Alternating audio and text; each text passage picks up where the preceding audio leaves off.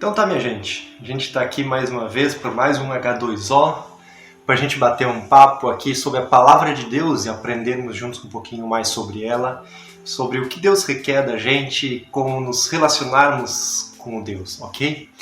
É um prazer estar falando com vocês e eu gostaria, antes de começar, que a gente orasse, pedisse para o Senhor Jesus nos seguir, nos guiar, melhor dizendo, nessa caminhada, nesse bate-papo, para que a sua palavra esteja falando no nosso coração. Vamos lá? Senhor Jesus, queremos agradecer porque Tu nos dá o privilégio de estarmos juntos como família, como corpo de Cristo, Senhor, nesse momento como Up Life, e para estar ouvindo Tua voz, Senhor, para estar ouvindo Tua palavra e aprendendo, tirando lições valiosas dela, Senhor. Eu te peço por cada um que está assistindo esse vídeo, Senhor, que Tu possa falar ao coração de cada um, Senhor. É isso que te peço, em nome de Jesus. Amém.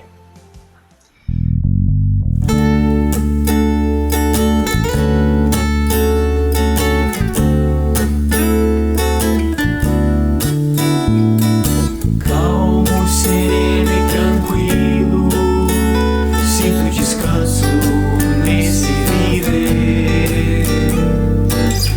Isso devo a um amigo que só por ele eu pude obter. Ele é Jesus, meu amigo, meu Senhor, o Salvador. Só por ele eu ganhei a vida eterna com Deus,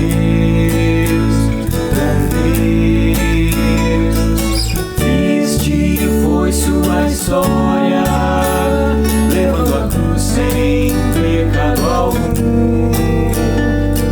Só porque me amou, morreu por mim, não hesitou. Ele é Jesus, meu amigo, meu Senhor, o Salvador. Só por ele eu ganhei a vida eterna com Deus, com Deus.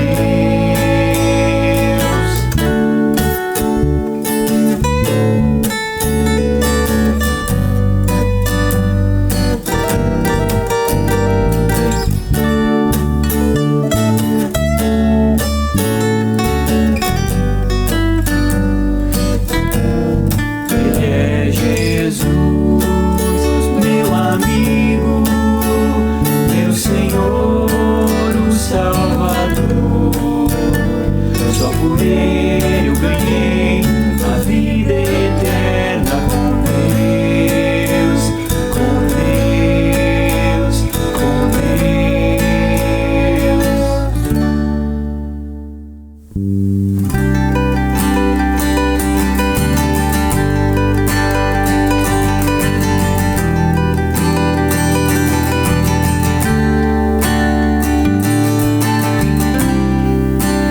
Todos necessitam de um amor perfeito, perdão e compaixão. Todos necessitam de graça e esperança, de um Deus que salva.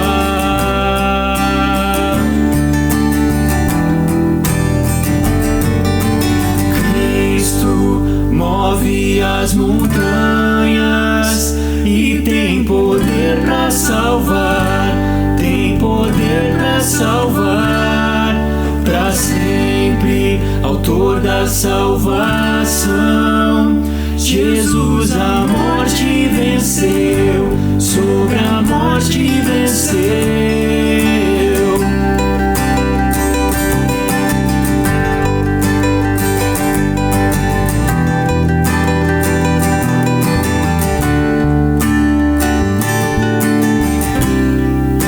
Me aceitas com meus medos, falhas e temores.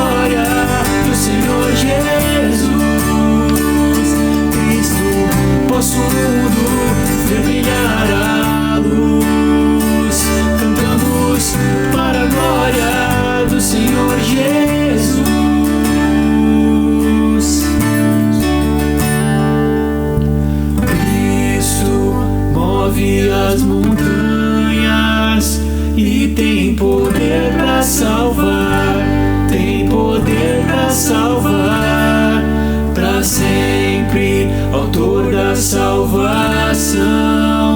Jesus a morte venceu, sobre a morte venceu.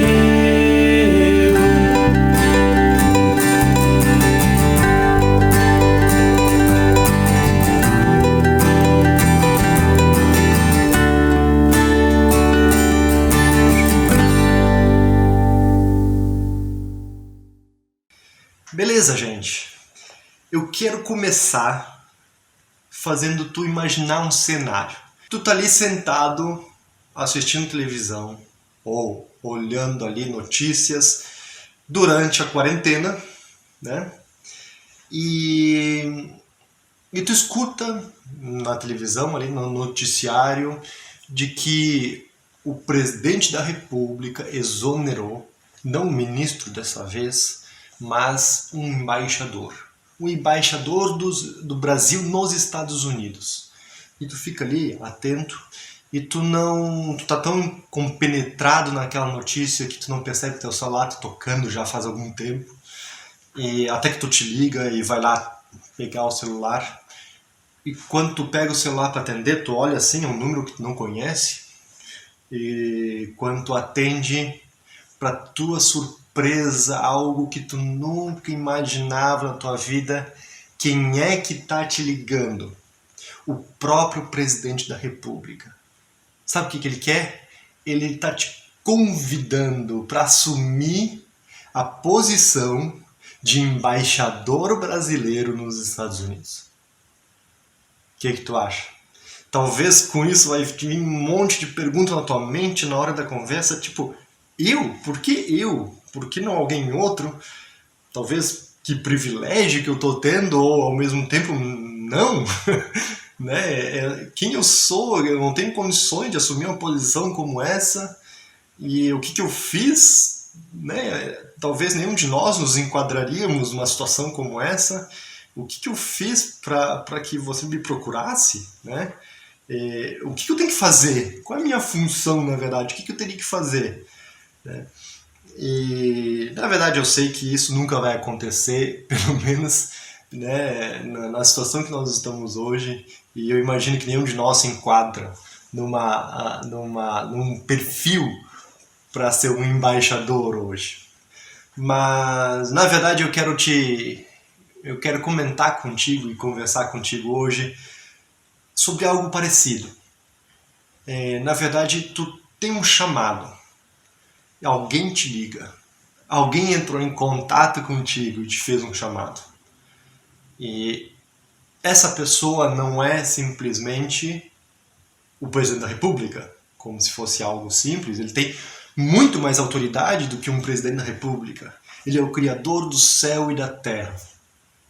Ele é aquele que sustenta todas as coisas com o seu poder, com a sua mão poderosa. E esse Deus, o Deus que nós cremos, ele te faz um chamado. E esse chamado é justamente para que tu sejas embaixador dele, né? E talvez hoje, né, a gente já está acostumado com essa linguagem, já está acostumado a uma vida com o Senhor, muitos de nós, talvez alguns estão começando a vida agora, mas talvez a gente não consiga entender a grandeza desse chamado. E é sobre esse chamado que nós gostaríamos de conversar. Qual é a natureza desse chamado? O que é esse chamado? Né? E para que é? O que eu tenho que fazer? Mas eu não me sinto capaz, talvez, de agir conforme esse chamado. Eu sou alguém tão fracassado, talvez, muitas vezes a gente pode pensar. Né? Então, sobre isso que eu queria conversar contigo hoje. E pensando um pouquinho também sobre a temática do ano, né, tanto da igreja quanto do Uplife, que é amor. Né? Amar a Deus sobre todas as coisas, amar ao próximo como a si mesmo e receber, né, o amor de Deus no nosso coração e nos enchermos de tal ponto desse amor que transbordemos. Então, se a gente pudesse dar um título para essa nossa conversa de hoje seria um chamado de amor. E a gente vai entender por que o chamado tem a ver com um amor, ok? Então eu queria fazer algumas considerações sobre esse chamado.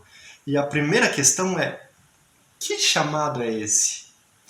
E para responder essas perguntas, eu gostaria que tu abrisse comigo lá no livro de Efésios. Efésios é uma carta, ok? Só para te situar um pouquinho, uma carta que Paulo escreveu, o apóstolo Paulo, enquanto ele estava preso, né? Preso lá em Roma. Então, numa situação não muito favorável, ok? E ele está escrevendo para essa igreja, a igreja de Éfeso. Né? E essa é uma carta de ânimo, lembrando, né, o povo de Deus que vivia ali, lembrando o povo de Deus de qual era o seu chamado, qual é o seu papel como igreja, e animando eles a seguir adiante, ok? Então, o primeiro ponto que eu quero conversar contigo é: qual é o chamado? Que chamado é esse? E a gente vai ver um pouquinho desse chamado lá no capítulo 2, no versículo 1, no versículo 4 e 5. Tá? Primeiro vamos lá para o versículo 1 do capítulo 2. Diz assim, eu vou pular uma parte, tá? Diz assim: vocês estavam mortos em suas transgressões e pecados. Daí o 4 e 5. Todavia Deus, que é rico em misericórdia, pelo grande amor com que nos amou, deu-nos vida com Cristo, quando ainda estávamos mortos em transgressões. Pela graça vocês são salvos. O que isso tem a ver com o nosso chamado? Nosso chamado é justamente esse: que nós sejamos participantes da graça de Deus. Então, nós estávamos numa posição de que não somos nada, não somos ninguém, e Deus faz esse chamado para alguém que não é nada, é um inimigo de Deus, é um pecador miserável, e nos traz para a sua graça, para a sua comunhão, para estar com Ele para sempre. Então, olha o tamanho disso, né? Olha a dimensão desse chamado que Deus nos faz. Então, em linhas gerais, esse chamado é o chamado de salvação que Deus nos faz, né? Para voltar à comunhão com Ele. A gente viu um pouco disso também nos primeiros H2Os desse ano, né? Que a gente já falou sobre isso, sobre o que é o amor, né? A questão é: por que a gente foi chamado? Por que Deus quis nos chamar? Não nós especificamente, mas por que Deus faz esse chamado? E a gente vai ver lá no capítulo 2, versículo 7. Tá? Ele diz no final assim: mostrar, respondendo a pergunta já, por que somos chamados? Para mostrar nas eras que hão de vir a incomparável riqueza da sua graça, demonstrada em sua bondade para conosco em Cristo Jesus. De novo, mostrar nas eras que hão de vir a incomparável riqueza da sua graça, demonstrada em sua bondade para conosco em Cristo Jesus. Isso tu vai lá para o capítulo 3, versículo 10, um pouco adiante, no próximo capítulo, diz que a intenção dessa graça, da revelação dessa graça, era que agora, mediante a igreja, a multiforme sabedoria de Deus se tornasse conhecida dos poderes e autoridades nas regiões celestiais. Quando tu é um embaixador, qual é a tua função como embaixador? Um embaixador, ele tem a função de representar o país, o governo de um país, diante de uma outra nação, né? Então, se o presidente de fato um dia te ligasse e pedisse para tu ser embaixador brasileiro nos Estados Unidos, o teu papel é, dentro dos Estados Unidos, representar e mostrar a grandeza da tua nação. Tu não está lá para denegrir a imagem da nação. Justamente pelo contrário, tu está lá para enaltecer a nação, mostrar como a tua nação é rica, é boa, cuida dos seus cidadãos, tem políticas corretas. Então esse é o teu papel. E na verdade nós, como embaixadores de Cristo, aceitando o chamado, né? E esse aceitar o chamado é quando nós colocamos a fé em Jesus, né? Nós estamos fazendo justamente isso. Nós estamos enaltecendo, mostrando, revelando a graça de Deus, revelando quem Deus é, toda a grandeza, né? Que, olha as palavras que eu uso aqui, né? A multiforme sabedoria de Deus, né? Para quem? Para os poderes e autoridades das regiões celestiais. Olha que é outra dimensão em relação ao embaixador terreno, né?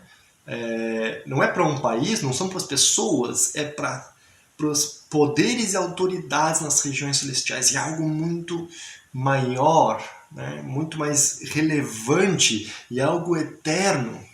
E mostrar essa graça, né, que nem no versículo 2, capítulo 2, versículo 7, nas eras que hão de vir. Então Deus preparou todo um cenário para que sua glória seja exaltada. E é por isso que nós fomos chamados. É com essa finalidade que Deus nos chamou, para a exaltação da sua própria glória. E eu quero ver um terceiro ponto, então qual é o chamado, por que fomos chamados? E agora, uma questão crucial, o que eu vou começar a apontar para essa direção é a natureza do chamado. Diz em Efésios 3:10, o que a gente acabou de ler, eu vou ler de novo, tá? Diz que a intenção dessa graça era que agora, mediante a igreja, a multiforme sabedoria de Deus se tornasse conhecida dos poderes e autoridades nas regiões celestiais. Olha só que interessante isso. Deus não nos chama individualmente, simplesmente. Deus não chama um embaixador. Todos nós, como corpo de Cristo, somos embaixadores de Deus, né? Então, o chamado tem esse caráter plural, né? Somos chamados como igreja, e essa organização, esse organismo, podemos dizer esse organismo vivo, porque Deus fala também que nós como um corpo de Cristo, né? Nós somos a representação de Deus aqui na Terra. Deus nos faz embaixadores, o espelho de Deus, né? Em que as pessoas vão ver a Deus através da igreja. Esse chamado é plural. Olha lá no capítulo 4, e a gente vai olhar mais profundamente esse capítulo agora. Beleza? Capítulo 4 de Efésios, o versículo 4. Esse versículo vai nos dar um pouco mais de abrangência quando a gente fala sobre como a gente juntos tem esse chamado, né?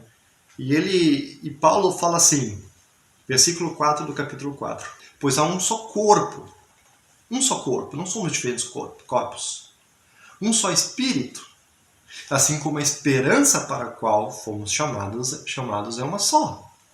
Há um só Deus, uma só fé, um só batismo, um só Deus e Pai de todos, que é sobre todos, por meio de todos e em todos. Paulo está mostrando aqui que não podemos viver esse chamado e levar a pleno esse chamado sozinhos. Por quê? Porque tudo que envolve esse chamado tem a ver com a pluralidade, né? Ou seja, somos um corpo, existe um Espírito, o Espírito Santo, a pessoa do Espírito Santo que habita dentro de cada um de nós. Para que tenhamos essa unidade, é o Espírito Santo que nos dá a unidade. No versículo 3 diz assim, no mesmo capítulo 4 diz: façam todo o esforço para conservar a unidade do Espírito. Quem traz essa unidade é o Espírito Santo que vem morar dentro de nós. Ele diz que a esperança pela qual a gente é chamado é uma só. Qual é a esperança? A gente vai ver, mas em última análise a esperança é que Deus seja glorificado através da nossa vida. Há um só Deus, uma só fé, nós cremos na mesma coisa. Um só batismo, todos nós, a gente se identifica com uma mesma missão, se identifica com o mesmo evangelho, um só batismo. Um só Deus e Pai de todos, somos todos filhos de Deus, somos uma família que é sobre todos, é Pai de todos, é sobre todos, por meio de todos e em todos. Está vendo o caráter plural Não dá para a gente, cada um, seguir um caminho diferente. Temos que seguir esse caminho do chamado em conjunto. Tem aquela frase, né? Cada um por si, Deus por todos. Não existe isso dentro da igreja. Não existe. Todos. Deus é por todos. Deus é por cada um de nós, mas Deus é pela igreja. Ele zela por sua igreja. E nós todos, em conjunto, queremos, então, glorificar esse Deus. Vamos lá para uma próxima parte. Qual é a prática desse chamado? Então, seguindo o exemplo lá de cima, né, no começo que a gente deu, nós somos embaixadores. Tá, mas o que eu faço, então, para representar esse Deus, essa pessoa que me chama, que me convida a ser embaixador, a representar Ele? Capítulo 4, a partir do versículo 1, a gente pode ler de novo, o versículo que foi o primeiro versículo que a gente leu. Diz assim: como prisioneiros do Senhor, rogo-lhes que vivam de maneira digna do chamado, da vocação que receberam. E aqui ele começa a dar alguns parâmetros. Sejam completamente humildes e dóceis. E sejam pacientes, suportando uns aos outros com amor. E façam todo o esforço para conservar a unidade do Espírito pelo vínculo da paz. Qual é a nossa tarefa agora? Amarmos uns aos outros. Amar os nossos irmãos. Está vendo como tudo se relaciona com amor? Então, para cumprir com esse chamado, a prática desse chamado é: ame o seu irmão. Seja humilde com ele, diante dele. Seja dócil com ele. Todas as características que Paulo fala aqui, a gente não consegue fazer sozinho. Eu não consigo ser humilde eu mesmo, sozinho. Isso está na coletividade, né? Ser paciente, eu não sou paciente com algo abstrato. Eu sou paciente com alguém, né? Ou numa situação. E demonstrar amor, eu não posso demonstrar amor por qualquer coisa, é por uma pessoa, né? Então tudo isso tem a ver com a unidade, com o corpo, com esse conceito plural que é do nosso chamado. O objetivo que eu tenho, que a palavra tem aqui nesse contexto, é mostrar o porquê que a gente está vivendo esse amor. A gente não está vivendo simplesmente por obediência a regras frias. Não, porque tu tem que viver, tu tem que ser humilde, tu tem que ser dócil. Não é moralismo. Tem um objetivo debaixo disso tudo que nos leva a viver de uma maneira assim. Outro aspecto importante na prática é que Deus não nos larga como igreja, como indivíduos, simplesmente ali, sejam meus embaixadores, agora te vira, né? O presidente lá, né, deixa o embaixador no país, volta para o seu país e esquece o cara lá, não dá nenhum apoio nem nada. Não, nosso Deus não faz isso, Ele não age dessa forma. Ele nos dá todos os recursos para cumprir com o chamado que Ele nos tem. Vamos ver um pouquinho sobre isso? A gente pode ler lá no capítulo 4, continuando, né? Versículo 7. E a cada um de nós foi concedida graça conforme a medida repartida por Cristo. Daí eu quero pular lá para o versículo 11, diz assim: e Ele designou alguns para apóstolos, outros para profetas, outros para evangelistas, outros para pastores e mestres, com o fim de preparar os santos para a obra do ministério, para que o corpo de Cristo seja edificado. Olha que interessante, Deus, na verdade, Ele nos dá todos os recursos para que a gente viva essa vida plena de unidade com o objetivo de alcançar a glória de Deus, né? Então Deus nos dá um recurso que é incrível. Primeiro, a própria pessoa de Jesus, né? Quando Ele morreu, se sacrificou no nosso lugar, Ele nos deu a possibilidade de nos vermos livres do pecado, da condenação do pecado. E agora temos uma escolha, a gente pode obedecer e servir ao Senhor. Não somos mais escravos do pecado. Esse é o primeiro recurso que Deus nos deu, a própria pessoa de Jesus Cristo.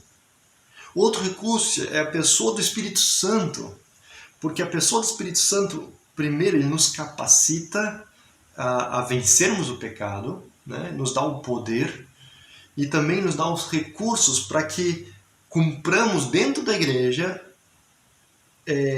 com os objetivos que tem esse chamado. Ele diz assim, que ele nos dá a graça, ele reparte a graça de acordo com o que ele quer. E ele nos dá um dom, uma capacidade sobrenatural para que tu possa cumprir com o papel que ele tem para ti, né? Aqui fala, por exemplo, de apóstolos, profetas, evangelistas, pastores e mestres. Mas nós temos lá na carta de 1 Coríntios 12, em Romanos 12, em 1 Pedro capítulo 4 também, falando alguns outros dons, né? Então, e cremos que cada um de nós, se você já aceitou Jesus, você recebeu um dom, né, para cumprir com esse chamado, com a prática desse chamado. Então, tu não está sozinho. E, além do mais, Deus nos deu isso, a sua própria palavra, para nos dar as diretrizes, é um manual. Se a gente está em dúvida de o que a gente tem que fazer, é só pegar e abrir a palavra e saber como agir em determinada situação. E esse espírito que Deus nos dá, lá em 2 Timóteo 1,7, Paulo é bastante enfático também, ele também escreveu essa carta para Timóteo, ele diz que Deus não nos deu um espírito de covardia, de isolamento, de que eu me retraio em mim mesmo, mas um espírito de poder. Tá, beleza. Então eu quero alcançar a glória de Deus, isso é o motivo inicial, o porquê, né? Mas agora queremos ver o para quê, olhando para o futuro, o que a gente vai construir com isso, né? Com essa prática coletiva. Ele diz assim, vamos ver, no versículo 12, com que fim? Qual é a finalidade disso? Com o fim de preparar os santos para a obra do ministério, para que o corpo de Cristo seja edificado até que todos alcancemos a unidade da fé e do conhecimento do Filho de Deus e cheguemos à maturidade, atingindo a medida da plenitude de Cristo. É aí que nós queremos chegar. É aí que nós precisamos chegar. Ou seja, a tua demonstração de amor pelo teu irmão tem a finalidade de que nós juntos construamos, edifiquemos a igreja, nos edifiquemos uns aos outros. Versículo 14, ele continua. O propósito é que não sejamos mais como crianças, levados de um lado para o outro pelas ondas, nem jogados para cá e para lá por todo o vento de doutrina, e pela astúcia e esperteza de homens que induzem ao erro. Antes, seguindo a verdade em amor, cresçamos em tudo naquilo que é a cabeça. Quem é a cabeça do corpo? Cristo.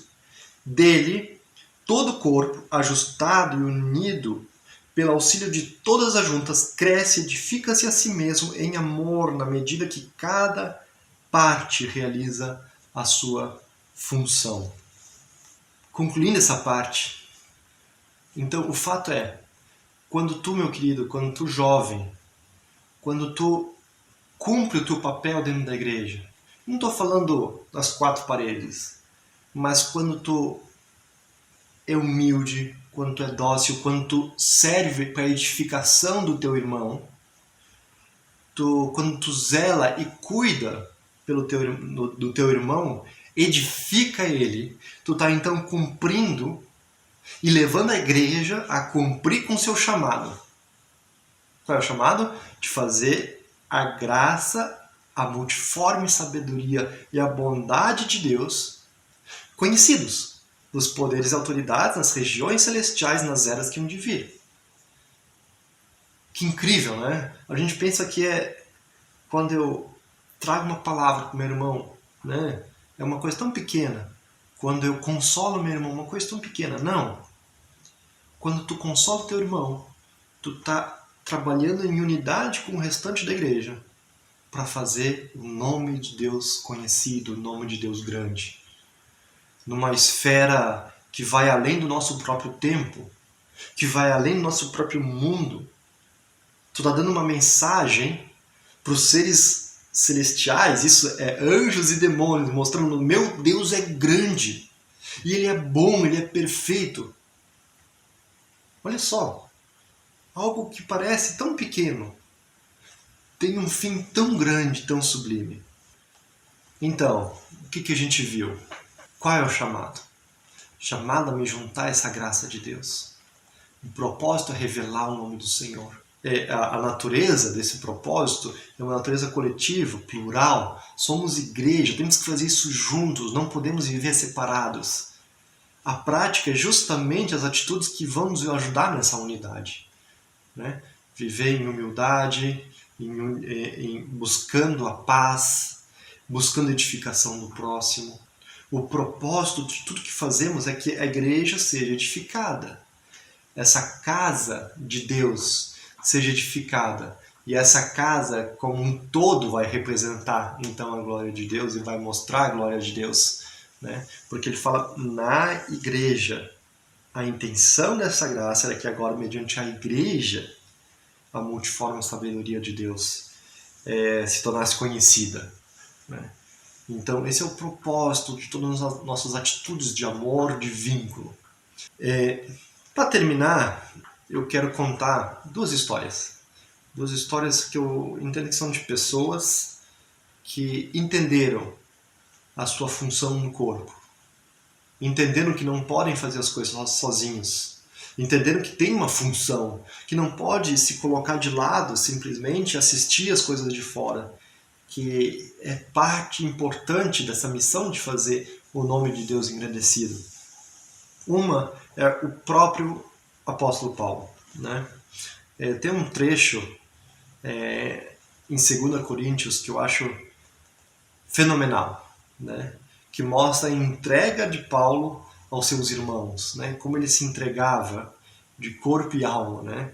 Diz assim, 2 Coríntios capítulo 12, versículo 14 a 16, diz: agora estou pronto para visitá-los pela terceira vez, e não lhes serei um peso. Por quê?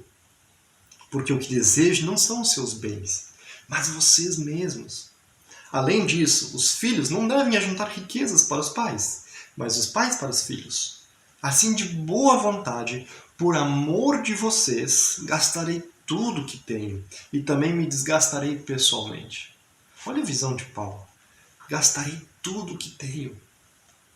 Me desgastarei pessoalmente. Será que eu e tu estamos dispostos a agir dessa forma por amor às pessoas e por amor ao nosso Deus? E pelo desejo de cumprir com a missão de engrandecer o nome de Deus, de nos entregarmos de corpo e alma. E a gente sabe que Paulo fez exatamente isso. Quantas vezes naufragou? Quantas vezes foi chicoteado? E ele foi apedrejado, foi preso, torturado, de tudo. Por quê? Porque ele entendeu que ele precisava cumprir com o chamado de Deus, né? Agir de uma maneira que fosse digna desse chamado de Deus. Um segundo exemplo não está na Bíblia, mas é uma história que eu admiro muito. Talvez tu já ouviu falar. É a história de Elisabeth Elliot. Elizabeth Elliot era uma missionária norte-americana que ela foi missionária no Equador, no meio de uma tribo indígena. Mas a história dela é muito interessante. Ela já é falecida, ela faleceu em 2015, já com 88 anos. E essa história se passou lá em 1955, 53 começou mais ou menos, mas 55 foi o ano chave dessa história. O que aconteceu? Seu marido, Jim Elliot, junto com outros missionários bem jovens, são eles, né? O Ed McCully, Roger, não sei o sobrenome direito, é Yodelian, uma coisa assim, Peter Fleming e um piloto, né, de avião que ajudava eles a chegar nas aldeias lá no Equador, que é o Nate Sennett. Esses jovens, eles tinham um interesse de chegar e pregar o evangelho para um povo chamado Waorani. Eles eram conhecidos pela sua agressividade, principalmente com o povo branco, vamos dizer assim. Mas eles eram um povo ainda muito fechado.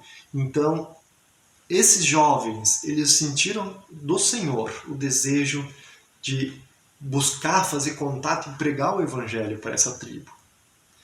Ele diz que eles buscavam de avião, né, a localização dessa tribo, até que eles acharam mais ou menos onde é que eles estavam e conseguiram pousar perto de um rio. E nesse momento eles fizeram um primeiro contato, eles desceram do avião, esses jovens, os homens, e eles fizeram um contato com um ou dois dos indígenas, e foi um contato muito bacana. Até colocaram um dos índios no avião, deram uma volta com eles, né? Então assim, eles ficaram muito empolgados, pensando, olha, está começando algo grande aqui. E eles foram uma segunda vez, no dia seguinte, ou alguns dias depois, eles foram novamente, né, tentar um segundo contato com essa tribo.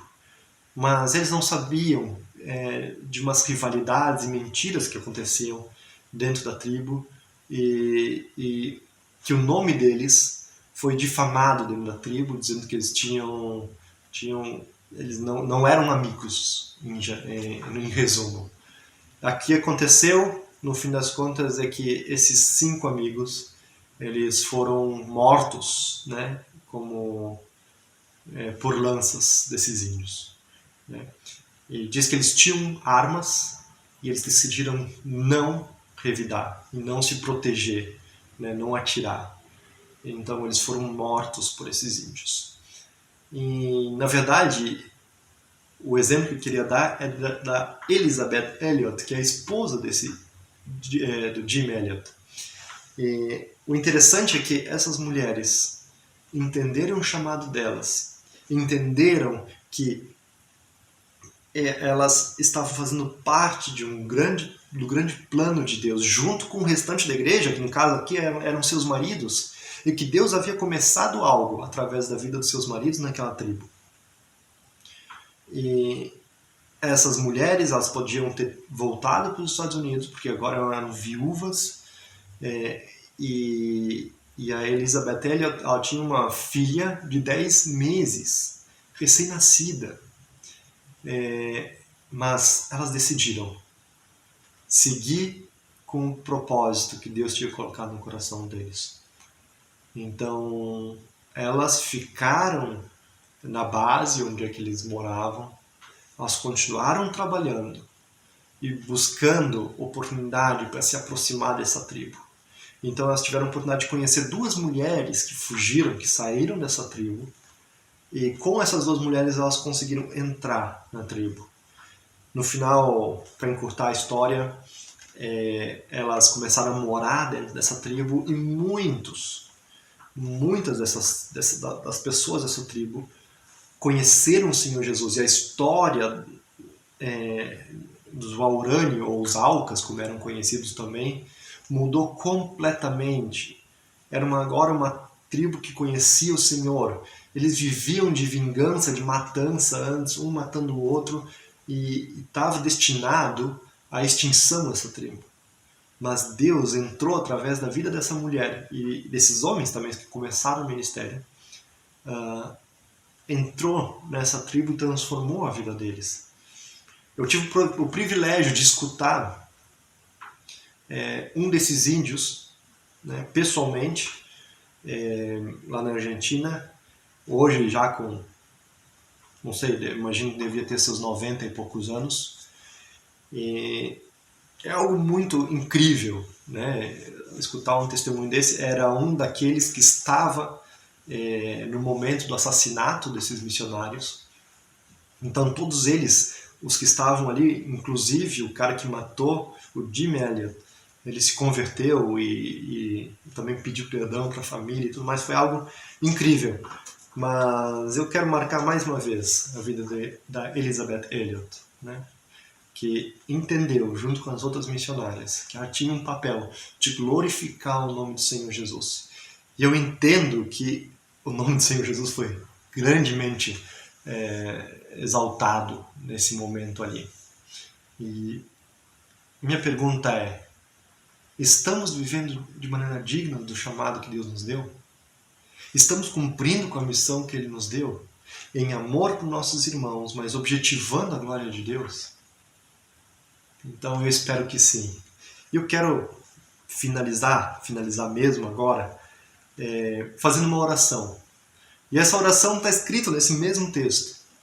E, de uma certa maneira, resume tudo que a gente falou. Essa oração está lá em Efésios, capítulo 3, versículo 14 ao 21. É uma oração que Paulo faz. Acompanha comigo, diz assim: por essa razão, ajoelho-me diante do Pai, do qual recebe o nome toda a família.